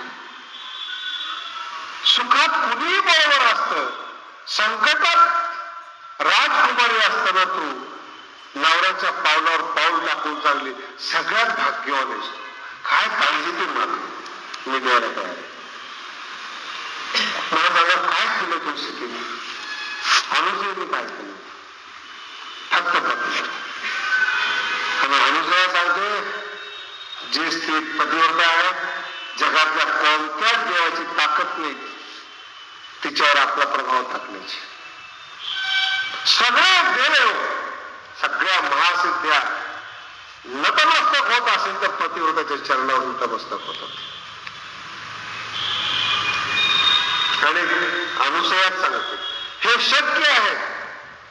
एखाद्याचा पती चुकीचा असेल, अयोग्य वागत असेल, त्याचं नशीब आहे, पण तुम्ही त्या घरात राहताय, तुम्हाला वागण्याचा अधिकार नाही. आणि मग त्या दोघी गप्पा मारत बसतात. सीता सांगते, तुम्हीच मला सांगताय नवरा असेल तर सर्व आहे, मग कशाला मला वरदान देता? मला आहे सगळं, मला सगळं मिळालेलं आहे, पुन्हा मागायची काय गरज आहे? आणि तो जर नसेल, सगळं जर असेल, काय मिळणार आहे जीवनामध्ये? अर्थ लक्षात ठेवायचं आहे म्हणजे तुम्हाला. अयोग्य आहे, महाराणी पद आहे कैकेयी जवळ, कपाळाला कुंकू नाहीये, मुलगा आई म्हणत नाही भारतासारखा, आणि दशरथ निघून गेलेला आहे. काय करणार त्या सत्तेचं मनस? काय जोडीदारनी चांगली बिचारायची मंथरा. रामाची आई असून, दशरथाची पत्नी असून, एक संगत जर तुमची चुकीची असले ना, वैभव तुमच्या जीवनात येऊ शकतं. त्याचं नाव आहे रामायण. हे जीवन आहे आपलं. आपण तर काय मंत्रात सोडूनच जाईल महाराज. काय काय जीवनामध्ये येत असेल आणि किती काय होत असेल हे भगवंतालाच माहिती. अहो, हरिपाठ बोलणारा माणूस जीवनाला भेटत नाही आपल्याला, ओवी सांगणारा माणूस भेटत नाही आपल्याला, नाही त्या गप्पा करणारा माणूस भेटतो. कसं जीवनाचं कल्याण आहे? आणि मग दोघांनी रात्रभर गप्पा मारणार. जाताना साडी भेट दिली, वस्त्र, आभूषण, आणि सांगितलं हे कपडे कधी मळणार नाही, दिव्य वस्त्र आहेत, मळणार नाहीत कधी. मी आता थकले, वयोवृद्ध झाले, तर मी अधिकारी शोधत होते, तू सापडलीस, समाधान वाटलं. हे दिव्य वस्त्र दिलं. आणि माझ्या समोर घाल, तू कशी दिसतेस मला बघू दे. अनुसूयाचे वस्त्र घातले आणि अनुसूयाला नमस्कार केला. सांगितलं काही करू नकोस, अजून अर्थ कळाला नाही तुम्हाला. सोन्याच्या नगरीतला राजा प्रसन्न होऊ नये, जिचं मन बदललं नाही, ती अनुसूयाची संगत आहे. तुम्हाला असं वाटतं का रावणाची ताकद कमी?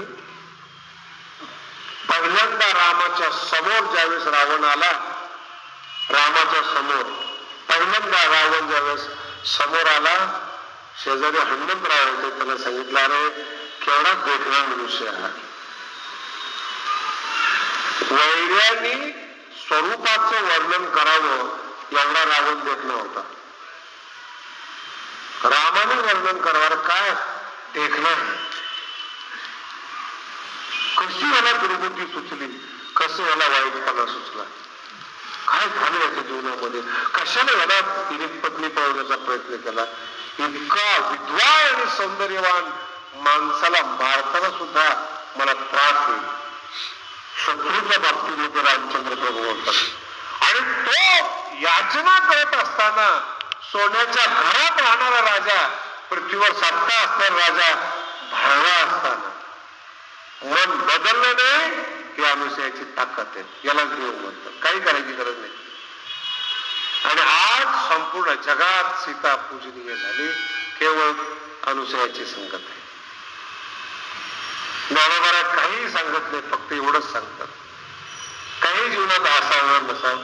आज गीता तरी काय महाराज, कृष्णाची संगत आहे म्हणून अर्जुन तारला गेला. संगत जर चुकीची असते काय फरक. आयुष्यात पाप न केलेले भीष्माचार्य आणि द्रोणाचार्य दुर्योधनाच्या संगतीमुळे उद्ध्वस्त झाले, त्यांचे मंदिर बांधले गेलेले महाराज. तर भीष्माचार्याचं वर्णन काही साधं, हा भीष्म रंगारंगनो प्रताप तेजस्वी भानू, नाही मंदिर बांधले महाराज. कृष्णाची भक्त, त्याचं विष्णू सहस्रनाम सगळं महाराज लोक बांधतात, भीष्म ओवाचे, पण भीष्माची पूजा करत नाहीत. संगत दुर्योधनाची होती. नाही कळालं. काही काही विद्वान लोक असे जगामध्ये त्यांचे शब्द उचलतात, पण त्यांना पूज्य मानत नाहीत. का संगत चुकीची. रामायणामध्ये एक छोटा प्रसंग आहे, खूप गोड प्रसंग आहे. कपीच्या विषयातले हनुमंतराय सीतेला पाहिल्यानंतर झाडावर बसलेले असतात. आणि हनुमंताच्या पुढे समस्या आहे की या रावणाने अनेक माया दाखवलेल्या आहेत. मी जर माझ्या देशामध्ये गेलो तर मला सुद्धा ते रावण समजेल. मग प्रामाणिकपणा काय, त्यामुळे रामचंद्र प्रभूचं चरित्र. खाली सीता बसलेली, वर हनुमंतराय बसलेले, आणि रामाचं बालपण हनुमंतराय गातात. रामाचं चरित्र गायला लागल्यानंतर सीतेला असं वाटतं, रे एवढं सुंदर माझ्या नवऱ्याचं वर्णन करणारा कोण राम भक्त आहे, तरी समोर यावं. तिने पाचारण केल्यानंतर हनुमंतराय समोर येतात. ते कपीच्या वेशातल्या हनुमंतराय असं बघते आणि एकदम तोंड फिरवलं. सीता, रामचंद्र प्रभूचं चरित्र एवढं सुद्धा जाणार आहे, तर माकड समोर आलं, तोंड फिरवलं. हनुमंतराय संत आहे. हनुमंतराय म्हणतात, सीते खूप सुंदर संदेश तुझ्या बघण्यातून मिळाला. राम कथा सुंदर आहेत. राम कथा सांगणारा एखादा माकड सुद्धा असू शकतो, त्याच्याकडे बघू नका. सांगणारा कोण आहे महत्वाचं नाही, जे सांगितलं जातं तो विषय सुंदर आहे. आपले वेळ झालेली आहे, एक 5 मिनिटाचं प्रयोजन होईल आणि मग पुढच्या आठवड्याला आपण सुरुवात करू. त्याचा जो मूळ आशय आहे, त्याचा जो प्रारंभ आहे, तो फार वेगळ्या धर्तीचा प्रारंभ आहे. विषय वेगळा आहे, पण प्रारंभ वेगळा आहे. प्रेमाचा विषय आहे आणि समाधीचं वर्णन आहे. ज्याची सुरुवात आपण केली होती की शरीरावर कुठलं तरी रसायन जे प्रभावी आहे त्या रसायनामध्ये आपल्याला बदल केला पाहिजे. याला पिंडे पिंडाचा ग्रासो असं म्हणतात. शरीर या शरीरामधून ज्यावेळेस रसायनामध्ये बदल व्हायला सुरुवात होतात, ते बदल करत असताना त्याच्यात ज्या काही पायऱ्या मांडल्या जातात, आहारामध्ये बदल पाहिजे, बसण्यामध्ये बदल पाहिजे, मनामध्ये बदल पाहिजेत, बुद्धीमध्ये बदल पाहिजेत, हे प्रयत्न साध्य ग्रंथ आहेत. पहिल्यांदा शरीरामध्ये बदल पाहिजे, नंतर इंद्रियावर मात करता आली पाहिजे.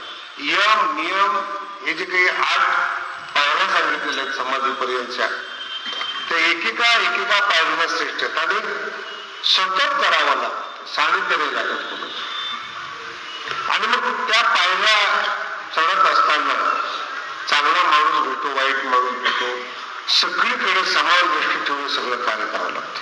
सुरण मित्राशी मध्यस्थ देशबंधू काही नाही, साधू असो, पापी असो, कसे असो, वाढवत जावं लागतं. विचार बदलावे लागतात, भावना बदलाव्या लागतात, बुद्धीचे विषय बदलावे लागतात, पण हृदयाने सगळ्याला समान मानावं लागतं. हा बदल जो आहे ना, तो अनुभवातला बदल आहे, हा शब्दातला बदल आहे. साध्याचं जे वैशिष्ट्य आहे ते हे वैशिष्ट्य आहे. शब्द जात मागवते सरे, ज्ञानोबाईंचं वर्णन. काय समाधीचं वर्णन करणार नाही, शब्द जात मागवते सरे. विचार पोहोचतच नाही, विचाराच्या बाबतीमध्ये क्षमताच नाही. कारण जे उन्मनीचे लावण्य, उन्मनीचं सौंदर्य किंवा तुरीय अवस्थेचं वर्णन शब्दातून काय येणार. थोडा अवघड विषय आहेत, पण मला अशी अपेक्षा आहे की आपण सगळं सुज्ञ आहात, त्यामुळे ऐकायला पण. पृथ्वीचा गुणधर्म आहे दुर्गंध आणि सुगंध. तो पाण्यामध्ये नसतो. सुगंध दुर्गंधाचं मर्यादा जी आहे पृथ्वीमध्येच आहे. पाणी जर पृथ्वीमध्ये मिसळलं तर पाण्यात सुगंध दुर्गंध येतो, पण पाण्याचा गुणधर्म नाही. रस हा गुण. तसं प्रत्येक पंचमहाभूताचे जे गुण आहेत त्याच्यामध्ये सगळ्यात मोठं महाभूत म्हणजे आकाश. ज्ञानोबाईंचं महत्व पण कळेल आणि योगशास्त्राचं महत्व पण आपल्याला या प्रक्रियेतून लक्षात येईल. पृथ्वी जलापासून जन्माला आली, जल अग्नीपासून जन्माला आलं. अग्नीचं सगळ्यात मोठं गुणधर्म आहे रूप. आणि कार्याचा जो गुणधर्म आहे स्वतःचा, तो कारणात असलाच पाहिजे असं काही नसतं, कारणाचा असतो. त्यामुळे आकाशाचा शब्द गुण वायूसहित 4 महाभूतामध्ये आहे, पण 4 महाभूताचा कोणताच गुण आकाशामध्ये नाही. प्रक्रिया थोडी वेगळी, नीट समजून घ्या. मग या 4 महाभूतापेक्षा श्रेष्ठ आणि मोठं व्यापक महाभूत म्हणजे आकाश. आकाशाचा गुणधर्म शब्द. या ठिकाणी एखादा रेडिओ ठेवला तर आकाशवाणीवरून प्रसारित होणाऱ्या बातम्या तुम्हाला इथे बसून ऐकायला मिळतात. जर तुमच्याकडे यंत्र असेल तर. याचा अर्थ असा आहे की यंत्र नसेल तर आताही बातम्या चालूच आहे. शब्द लक्षात ठेवा. आताही बातम्या चालूच आहेत, आताही आकाशवाणी चालूच आहेत आपल्या अवतीभोवती, पण आपल्याकडे ते यंत्र नाही आहे. यंत्र जर असेल तर आपल्याला पाहिजे ते आकाशवाणी आपण ऐकू शकतो. म्हणजे ध्वनी तरंग, शब्दाचे ध्वनी तरंग आता सुद्धा आपल्या वातावरणामध्ये आहेत. ग्रहण करणारं यंत्र लागतं. आकाशाला निर्माण करणारा जो परमात्मा आहे तो आकाशाचा बाप. तस्मात वा तस्मात आत्मनः आकाशम संभवता. आत्म्यापासून आकाश जन्माला आलेला. म्हणजे आकाशाच्या ध्वनिलहरी या मंडपामध्ये आहे. आकाशाला निर्माण करणाऱ्या परमात्म्याच्या सुद्धा लहरी आपल्या मंडपामध्ये आहे. त्या ग्रहण करणारा अंतःकरण संताचं लागतं, ते त्याचं यंत्र आहे. आकाशवाणी ग्रहण करणारा एक सुंदर यंत्र लागतं, देवाच्या लहरी ग्रहण करणारं अंतःकरण ते साधूचं अंतःकरण आहे. आणि मग साधूच्या मुखातून व्यक्त होणारे शब्द ही भगवंताची अभिव्यक्ती असते. आकाशवाणीवरून प्रसारित केलेल्या बातम्या यंत्र सांगतं असं नाही, यंत्रातून येतात. साधूच्या मुखातून निघणारे शब्द हे भगवंताने दिलेला प्रसाद असतो. भगवंताचंच मत साधूच्या मुखातून बाहेर पडतं. मग साधूलाच का कळतं? संवेदनशील अंतःकरण आहे. भगवंताच्या लहरी ग्रहण करतात, लहरी ग्रहण करतात. आपलं काय होतं? आपलं बोथट झालेलं अंतःकरण आहे. आपल्याला जेव्हा डायरेक्ट एखादा माणूस शिवाय देईल तेव्हा याच्या लक्षात येईल आपल्याला कुणी काहीतरी बोलतंय वाटतं. इतकं जाड अंतःकरण. रेडा असतो ना असं, त्याला गाडी आलेलीच कळत नाही, हॉर्न तर कळतच नाही. दोन ठोके टाकल्यानंतर काहीतरी विचार करतोय असं वाटतं, त्याला मग बघतो तो. या जातीचं अंतःकरण आपल्याला असल्यामुळे न साधूच्या शब्दाच्या लहरी आपल्या अंतःकरणापर्यंत जातात, न ईश्वराच्या लहरी आपल्या अंतःकरणापर्यंत जातात. मग ते जाड झालेलं अंतःकरण आहे, मोठं अंतःकरण झालेलं आहे, त्याच्यावर प्रहार करण्यासाठी त्याला घासावंच लागतं. आणि शब्द हा सपातळ आहे, सपातळ. एकदम शेवटचा गुणधर्म आहे. सुगंध दुर्गंध नाकाला कळतं, रस जिभेला कळतो, कानाला शब्द कळतात. शब्दातला आशय म्हणजे परमात्मा आहे. शब्दच कळत नाही तुम्हा आम्हाला, शब्दातला आशय कळणं किती अवघड असतं. थोडी कल्पना करून पहा, म्हणजे केवढं संवेदनशील अंतःकरण साधूचं लागत असेल. ते संवेदनशील अंतःकरण करणं म्हणजे योगाचं आचरण करणं. शरीराच्या स्तरावर मनावर येणं, इंद्रिय चांगले ठेवणं, बुद्धी चांगली ठेवणं, विचार चांगले ठेवणं. आणि समाधी म्हणजे काय? आपण झोपतो त्याही अवस्थेमध्ये ईश्वराचा साक्षात्कार असतो, पण ते साक्षात्कार करणारं मन झोपलेलं असतं. आणि तिथे जो जागा असतो त्याला तुरीय अवस्था म्हणतात, त्याला समाधी म्हणतात. सरळ सरळ ईश्वराशी संबोधन करणारा, ईश्वराचा समाधीमध्येच करतो, एवढाच त्याचा दोष आहे. आणि जो साधू असतो कुठेही गेला तरी विठ्ठल जळी स्थळी बांधला. ईश्वराचा साक्षात्कार करण्यासाठी योगाला समाधीमध्ये जावं लागतं. ते कष्ट साध्य आहे. भूक आवरावी लागते, शब्द आवरावे लागतात, तहान आवरावी लागते, केमिकल मध्ये बदल होतात, शरीर भेडसावतं, सगळं आवरावं लागतं. आणि गुरु एक अशी वस्तू आहे, तुमच्या माहितीसाठी सांगतो. गुरु या शब्दाचा अर्थ आहे मार्गदर्शन. चालायला आपल्यालाच लागेल. मार्ग दावून गेले, दयानिधी जे आहेत ना ते मार्ग दाखवलेला आहे. तुम्हाला घेऊन चालत फिरत नाही, ते चालावंच आपल्याला लागतं. आपुली आपण करा, सोडवर म्हणजे तुम्हाला सोडवर करायला. अडचण पडली तिथे तुम्हाला मदत करते. ओवी कळत नाही, अक्षर कळत नाही, सिद्धांत कळत नाही, साधू तुम्हाला सांगते. पण तुम्हाला चालावंच लागेल, हाच तर परमार्थ आहे. हेच तर मनुष्य जगाचं कर्तव्य आहे. पण योगातल्या ज्या 7 अवस्था आहेत त्या प्रयत्न साध्य आहेत. 8वी अवस्था समाधी. आता तुमच्या लक्षात येईल आळंदीमधला फरक काय आहे. 8व्या अवस्थेत जगणारा जो चांगदेव होता त्याची समस्या अशी आहे की मेलेला माणूस तो जिवंत करतो पण रेडा बोलवता येत नाही. आणि ज्ञानाला रेडा बोलवतात. बुद्धिमान माणसाविषयी बोलतो बरं का. पण पैठणमध्ये त्यांनी सांगितलं चांगदेव ब्राह्मण आहे. तर पैठणच्या लोकांना विचारतो हे खरं आहे का? ते म्हणजे खरं, रेडा वेग बोललेला आहे. मग काय केलं पाहिजे? बरं नाही जावं तर आपल्यापेक्षा श्रेष्ठ माणूस आहे, याला म्हणतात स्वाभिमान. नाही जावं तर आपण लहान राहतो, जावं तर ते वयाने लहान आहे. चांगदेवाची समस्या अशी बरेच आनंदित चांगदेव आहेत. मोठे पण स्वीकारले नाहीत, असताना जी समस्या निर्माण झाली ती अहंकाराची समस्या आहे.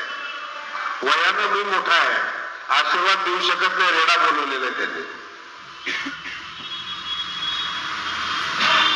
चिरंजीव म्हणू शकत नाही, तीर्थस्वरूप म्हणू शकत नाही.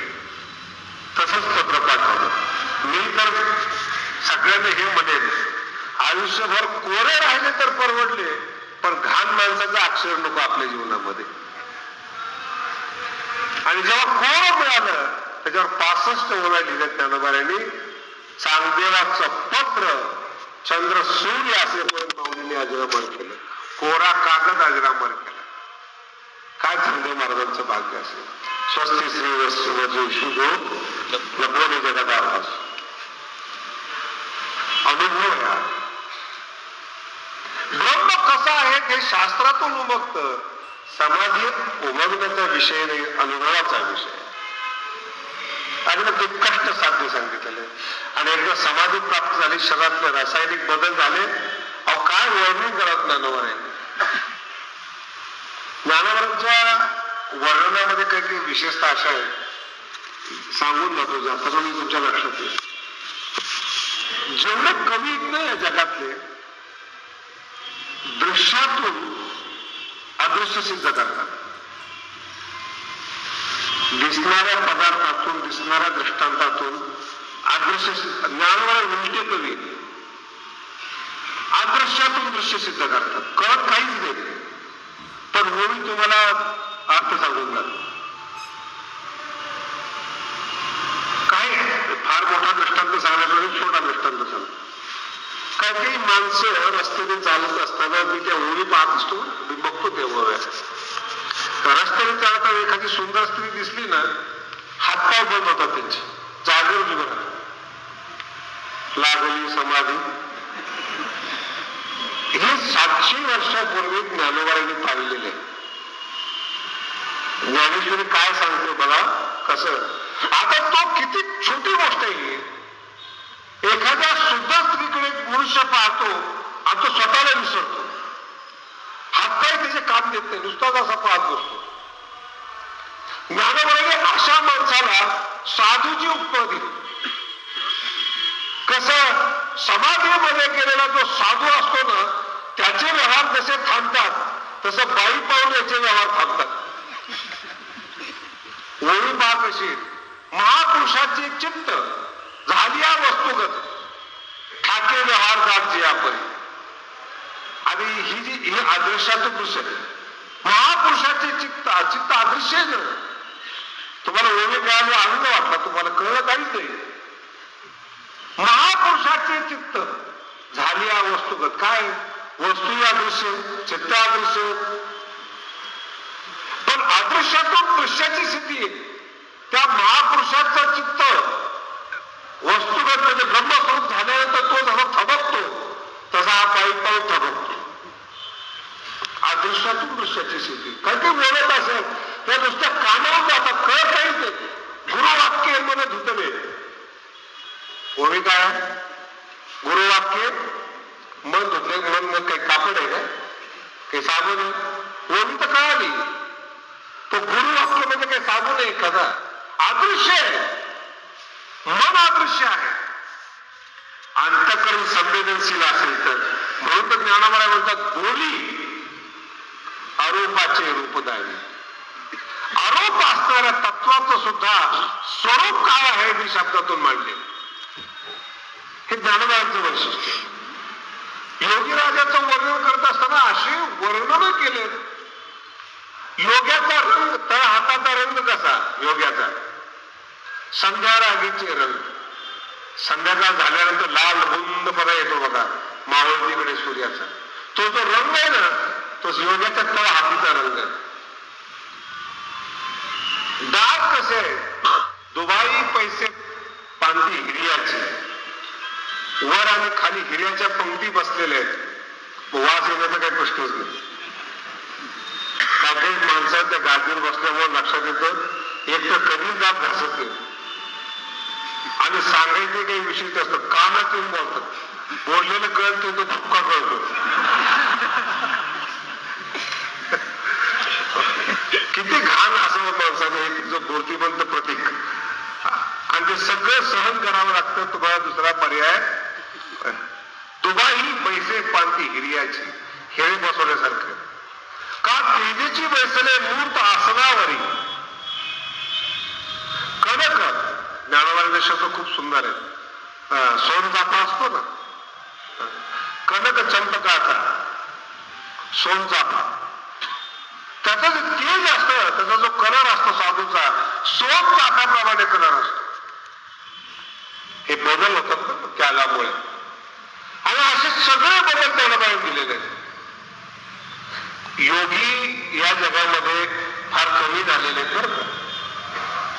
योगी पदवी लावणारे भरपूर आहेत. शहराच्या 10-5 गाड्या घातल्या म्हणजे काही योगी झाला असं नाही.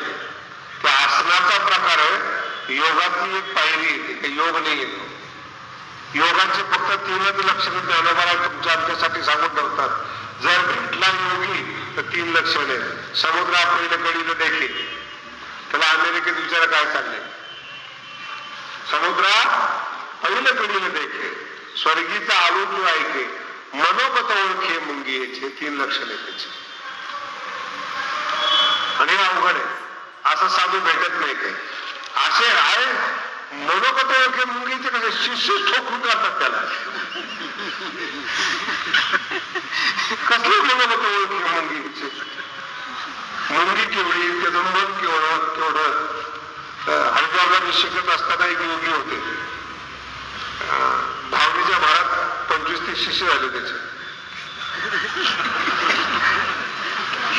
10-15 कोटीचा आश्रम, आणि मुलं नसल्यामुळे संन्यासाला हे 25-30 शिष्य झाले. ते सगळे एकाचे शिष्य असल्यामुळे सगळे त्याचे वारसदार. मग त्याच्यामध्ये 2 गट तयार झाले, 2 गटाचे प्रमुख तयार झाले की हा आश्रम मला मिळायला पाहिजे, तो मला मिळायला पाहिजे. तर त्या गुरुला रोज योगाला त्रास. माझं काहीतरी काम होतं म्हणून आमच्या गुरुजींनी पाठवलं.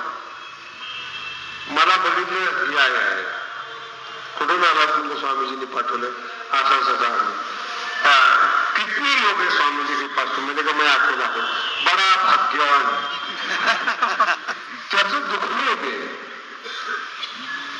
काय होतं स्वामीजी, काय सांगायचे शिष्य लोकांचा त्रास. माझं वय 20-22 वर्षाचं असेल, ह्या योग्याचं वय 75 वर्षाचं असेल. 25-30 शिष्य लोक, मला दुःख म्हणजे काय माहित नाही. आणि हा 75 वर्षाचा योगी माझ्या समोर रडतो. काय खरं नाही पोरा, परमार्थात काही खरं नाही. सगळे मला त्रास देतात, सगळे माझा ऐकत नाही.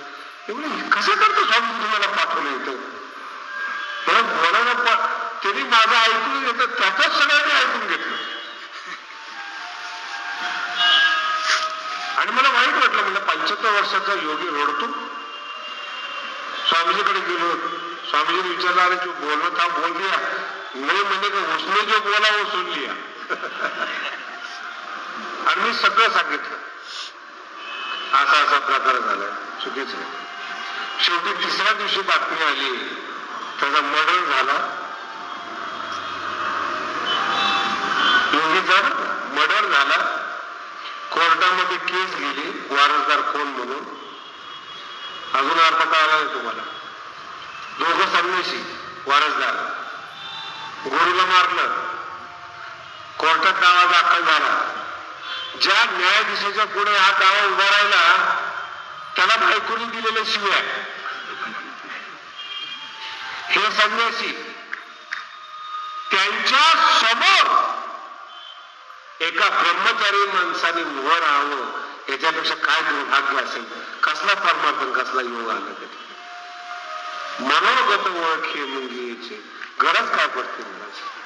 आणि केवढा असतो योगी. ज्ञानोबा खूप सुंदर सांगतात, मला तर ह्या ओळीवर एवढा विश्वास आहे, तो डोळ्यामागे लपे जगाची. भोवळी असते ना, भोवळी, त्याच्या एका भोवळीच्या एका केसामध्ये योगी राहत असतो. तो डोळ्यामागे लपे जगाची. म्हणून ज्ञानोबाला घाबरा, आपण काय करतोय हे कोणत्या रूपात ज्ञानोबाई आपल्याला पाहत असतील हे कधीच आपल्याला कळणार नाही महाराज. जर ज्ञानोबाईवर प्रेम करत असाल, ज्ञानोबाईला मानत असाल, ज्ञानोबाई साध्या योग्याचं लक्षण सांगतात. तो डोळ्या माझी लपे जगाच्या, डोळ्यात राहतो लोकांच्या. ज्ञानोबाई तर राजयोगी आहे, त्यांचा काय अधिकार सांगावं तुम्हाला. आणि हे असं वर्णन जेव्हा ऐकलं तेव्हा पहिल्या पायरीला हापकला तो अर्जुन. देवा, सगळं सांगितलेलं बरोबर आहे बघ, पण मला असं वाटत नाही की माझं मन स्थिर राहील. आणि वारकरी संप्रदायामध्ये विशेष करून एकाच ओळीबद्दल जास्त बोललं जातं. हे मन कैसे केवढे, हे पाहून याचं काही महत्व नाही. या ओळीचं महत्व आहे विवेकाते फुलवी. त्याच्या पुढच्या ओव्या आहेत. मन काय करतं? विवेकाते फुलवी. परमार्थ करतो आपण, कष्ट करतो आपण, आणि आपलं मन आपल्या विवेकाला भुलवतं. विवेकाते फुलवी. संतोषासी चाड लावी. अशा सुंदर ओव्यात एक संतोष म्हणजे मिळत राहून खाणारा जगणारा. मी असे साधू लोक आळंदीमध्ये बघितले, त्यांना कधी दुःख होईल असं मला वाटत नव्हतं. दुःख होईलच कल्पना नव्हती. पण हे मन इतकं विचित्र आहे. संतोषी माणसाला इच्छा करायला लावतं. संतोषाशी चाड लावी. चाड नसते, चाड लावी. ह्या एवढ्या महत्वाचे आहेत. मन चंचल आहे, त्याचा स्वभाव येतो. तुम्ही काय बदलणार आहे स्वभाव? मनाची वाईट रीती असेल, नेव पतना आदरी. तुमचं मन तुम्हाला पतित दिशेने नेतं, हा मनाचा सगळ्यात वाईट स्वभाव. हे वाईट म्हणून तुकोबराचे अभंग समजण्यासारखे. माझा मीच झालो शत्रू, कैसा पुतदारा कैसा मित्र, कासरा घातला पसारो. काय काय करीत मना परी नैकवे, करू नये त्याची परी विवंचना. काय सांगतोय मन? आणि ज्ञानोबाईच्या मनाचा स्वभाव सांगतात. भगवंत म्हणतात तुझं म्हणणं मला मान्य आहे. भगवंत खंडन करत नाही अर्जुनाच. अर्जुना तुझे बोलतो ते मला मान्य आहे, फक्त काय आहे, मनाचा एक स्वभाव चांगला आहे, ते तुझ्या लक्षात येत नाही. मनाला जर एखादी गोष्ट आवडली ना, मन त्या गोष्टीला सोडत नाही. मनाचा सगळा दुर्गुण तुम्ही पाहिला, पण मनाची एक गोष्ट की त्याला जर एखादी गोष्ट आवडली ना, की मन ती गोष्ट सोडत नाही. म्हणून अर्जुना काय करा, चांगल्या पदार्थाची त्या मनाला गोडी लावा, म्हणजे संत संगत. वाईट नाहीये मन, मनुष्य वाईट नाहीये. चांगल्या पदार्थाची गोडी माहीत नाहीये, चांगल्या पदार्थाची चव माहीत नाहीये. आणि त्याला एकदा कळाले ना, त्याच्या लक्षात येतं मनाच्या, त्याच्यापेक्षा हे चांगले, त्याच्यापेक्षा हे चांगले. हळूहळू मन त्याच्यात रस घ्यायला सुरुवात करतं. आणि त्याच्यात एकदा रस घ्यायला सुरुवात झाली तर मग जीवनात आनंद होतो. अर्जुन म्हणतो देवा तुझं म्हणणं बरोबर आहे, पण रस घेता घेता मध्येच मिळाला तर काय होत? शंका कशी बघा, रस घेता घेता कळायला लागलं, मध्येच मिळाला तर भगवंत म्हणतो काय टेन्शन घेतो, मीच आहे ना. 6व्या अध्यायाची जी समाप्ती आहे ती तुमच्या आमच्यासाठी खूप सुंदर आहे. परमार्थ करता करता जर मनेच शरीर संपलं, माऊलीपर्यंत जाता आलेलं नाही आणि संसार सुटलेला आहे, अशा मध्यभागी जर आपल्याला मरण आलं तर काय? खूप सुंदर उत्तर दिले भगवंतांनी. विनाशस्तस्य विद्यते. माझ्या भक्ताचा, अशा साधकाचा विनाश कधी होत नाही. पार्थ नेवे हनामुत्र विनाशस्तस्य विद्यते. नाही कल्याण कच्छित दुर्गतीं पार्थ गच्छति. त्या माणसाची दुर्गती कधी होत नाही, वाईट मार्गाला जातो. तो जिथं थांबलेला आहे ना, अशा घरात जन्माला घालतो, तिथून पुढे त्याचा अभ्यास सुरू होतो. हे पूर्वजन्मीचं प्रारब्ध. म्हणजे मला काळ बदललेला आहे, लोक बदललेले आहेत, तुम्ही पूर्वजन्म पुनर्जन्म या सगळ्या संस्कार. आणि खूप मोठं उदाहरण तुम्हाला देतो. ज्ञानोबांच्या ओव्या फार सकस आहे. पहिल्यांदा ज्यावेळेस मुलगा जन्माला येतो, माझा शब्द नीट ऐका, तो जन्माला आलेला मुलगा जेव्हा आई त्याला स्तनाला लावते, आपलं शास्त्र काय सांगतं ते सांगतो तुम्हाला. त्या स्तनातलं दूध ओढावं हे त्याला कसं काय कळालं? लक्षात येतो तुम्हाला काय म्हणून? कारण की त्याला जगायचंय, त्या मुलाला जगायचं म्हणलं तर पहिल्यांदा तो लावलं. त्याला काय माहिती आहे स्तनामध्ये दूध आहे म्हणून? ते स्तन ओढलं पाहिजे तर दूध बाहेर निघेल, आणि ते ओढल्यानंतर माझी भूक शमन होईल, शिकवण्याच्या अवस्थेतला नसतो. शास्त्रकार म्हणतात पूर्वजन्मीचे संस्कार. अनंत जन्मापासून त्याच्या चित्तामध्ये हे माहिती आहे, स्तनातून दूध ओढल्यानंतर तृप्ती होत असते. ते संस्कार तिथे त्याला जगवतात, ज्ञान जगवत नाही त्याला. म्हणजे शास्त्रकार हे वैज्ञानिक आहे. शास्त्राने कुठली गोष्ट अशी सांगितलेली जी अवैज्ञानिक पद्धतीची आहे. आपण आपला अभ्यास कमी पडतो ते समजून घेण्यासाठी, आपली कुवत कमी पडते ते समजून घेण्यासाठी. शास्त्रकार खूप सुंदर सांगतात, तीच बुद्धी अपूर्ण राहिलेली, तिथून त्याचा अभ्यास सुरू होतो. चांगल्या घरामध्ये जन्म घेणं, हरिदासाचे घरी मग उपजावा जन्मांतरी, कशाला साधू संत खोटं बोलणार आहेत? कशाला बाकीचे लोक खोटं बोलतील जीवनामध्ये? म्हणून एक एक पद्धतीने हा जन्म आहे थांबलेला. ज्या घरामध्ये वेदाचा अभ्यास चालतो, ज्या घरामध्ये योगाचा अभ्यास चालतो, जिथे संप्रदायाची भजनं चालतात, तिथे जन्म म्हणजे सोपं आहे का? आपोआप अभ्यास चालत जातो माझा, आपोआप शिकत जातो. विनाशस्तस्य विदुते दोन्ही सांगितलेले. अथवा योगिनामेव कुले भवति धीमताम् एतद् दुर्लभतरम लोके जन्म येदिदृशम्. लहानपणीच रशीची वाट न पाहता वैसीची गावा न येता बालपणीच सर्वज्ञता वरी तयाते. म्हणून परमार्थ वायाला जात नाही, हे या अध्यायाचं मुख्य सारांश. समाधी होईल न होईल, शरीरामधले बदल योगाने आपल्याकडून होतील ना होतील ते भाग नंतरचा आहे, पण केलेला परमार्थ हा वायाला जात नाही. आणि हा परमार्थाचाच सिद्धांत नाहीये, विज्ञानाचा पण सिद्धांत आहे. या जगात कोणतीही गोष्ट जन्माला येत नाही आणि कोणतीही गोष्ट नष्ट होत नाही, परिवर्तित होते. विज्ञान काय सांगतात? नष्ट होत नाही. दूध नष्ट होत नाही, दुधाचं दही होत. त्याचं नाव बदललं, त्याचं रूप बदललं, दूधच आहे, परिवर्तन झालं. दह्याचं परिवर्तन लोण्यामध्ये झालं, लोण्याचं परिवर्तन तुपामध्ये झालं. तूप याचं मूळ पुरुष दूधच आहे.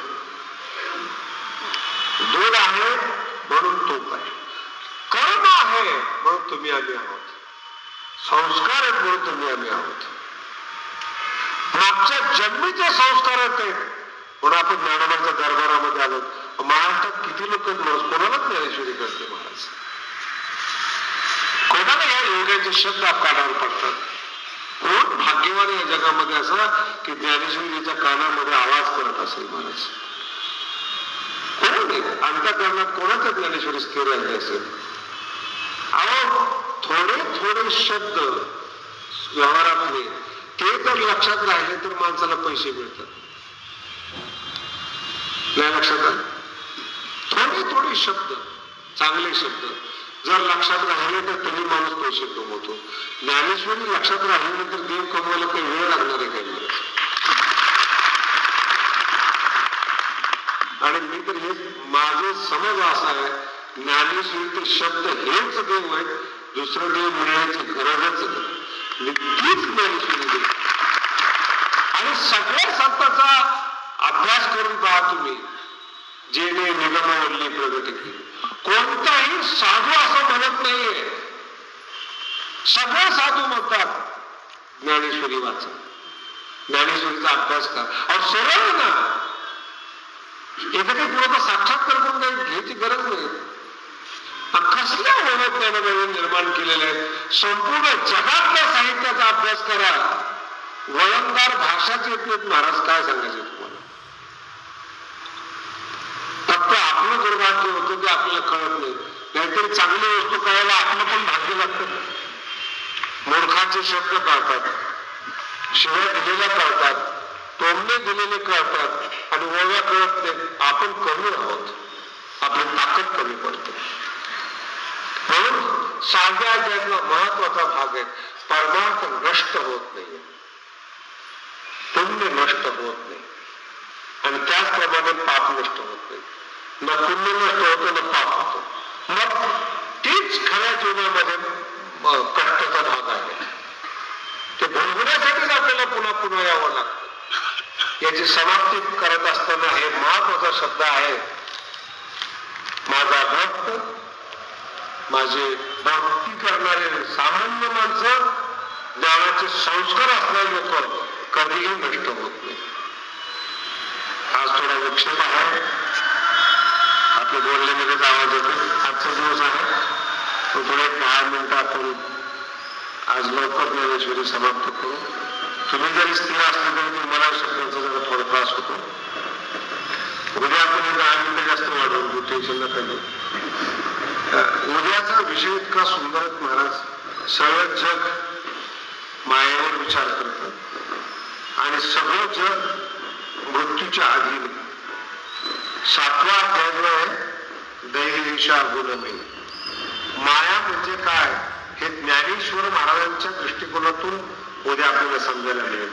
आणि मृत्यू कसा असला पाहिजे हा 8वा अध्याय. म्हणजे मानवी जीवनातला महत्वाचा भाग हा उद्याच्या कार्यक्रमामध्ये आहे. माझा विषय असा आहे की शक्यतो अध्याय आपल्या हृदयात बसावा आणि तो घरात जाऊन पुन्हा ती ज्ञानेश्वरी वाचायला मिळावी, हा खरा इतिहास. कुंडली गौरवी हरी विठ्ठल.